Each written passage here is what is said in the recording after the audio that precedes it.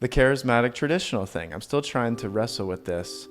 And I think I've come to some sort of a conclusion that gives me peace. And Matt Fradd, again, was talking about it with Father Mark Goring. He is a charismatic priest, I believe, from Canada.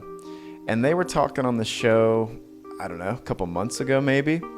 And it seemed to me that Mark Goring was defending the charismatic position or the different type of music. Like in Africa, for example, the Mass looks completely different than it looks in Italy. And he's talking about that. And I think Matt, which I know he was saying he could be wrong. He's very humble about that, and I could be wrong too. Just trying to figure it out. He was saying something along the lines of, he thinks the Gregorian Chant should be, the primary music at the Mass. It's the most reverent just because whatever reason.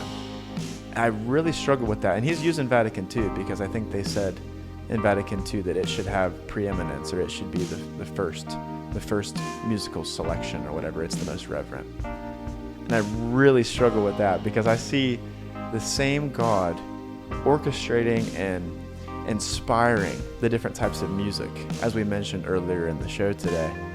Tabernacle of David, which, you know me, we're doing this thing.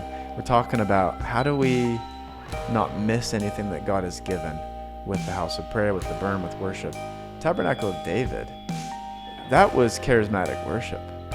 That was jumping up and down, singing, dancing, loud cymbals, shouting. That's what David did in the tabernacle. He commanded the people of the time in the Psalms to shout for praise, joyfully shout, loud cymbals. I see a discrepancy with the whole rad trad mentality. Let's just say this. I previously saw a discrepancy, which actually wasn't there. I'll explain in a second. I saw that. I was like, what are the rad trads talking about? Have they ever read 1st and 2nd Chronicles? Have they read 1st and 2nd Samuel? Do they see what David did? Like, do we just forget that now? But I came to this conclusion after watching that video, praying, doing some studying. I don't see that one is higher than the other. I just see that they're for different spots at different times.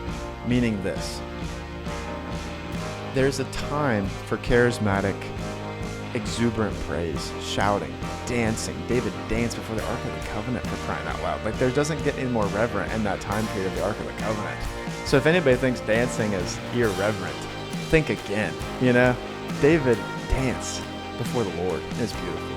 When people dance, things change in the atmosphere, man. It's so powerful. The devil doesn't want us to dance because he doesn't want us to get the victory that comes from that. Same thing with the gifts of the Holy Spirit.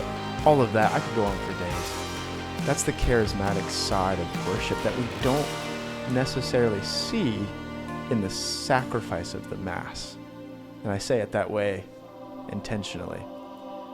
We do see a Gregorian chant type of music. We see a more somber tone. And that's what I'm trying to get to, is that they're different things. The Mass is a funeral. It is a representation of the sacrifice of Christ at Calvary. It's like we are at the foot of the cross with Mary and John. There is no time. In fact, it would be disrespectful and inappropriate to dance with praise at that moment out of joy. You think Mary and John were dancing with joy? They're weeping. They're heartbroken. That's what we have to be in that moment. We experience that as if we were there, because it's a representation of a singular moment in history where literally outside the streets of our Catholic Church in Parkersburg, people driving down the road during Mass, it's May 2025, Parkersburg, West Virginia. But inside that church, it is 33 AD, Jerusalem. We are in that moment.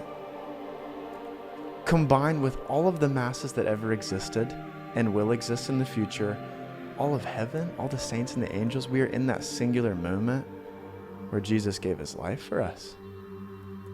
It's not that it's any more reverent or non-reverent to be charismatic or exuberant in your praise or to be somber and on your knees quietly. It's just different times. And I want to hear your thoughts on that. But that was my revelation from the Lord, I believe, is like, Yeah. During the sacrifice of the Mass, let's have quiet. Let's have Gregorian chant. Let's have somber tones. And then now we know that he has risen. Right afterwards, man, he's not dead. He's alive. He resurrected. Now let's have joyful, exuberant praise again.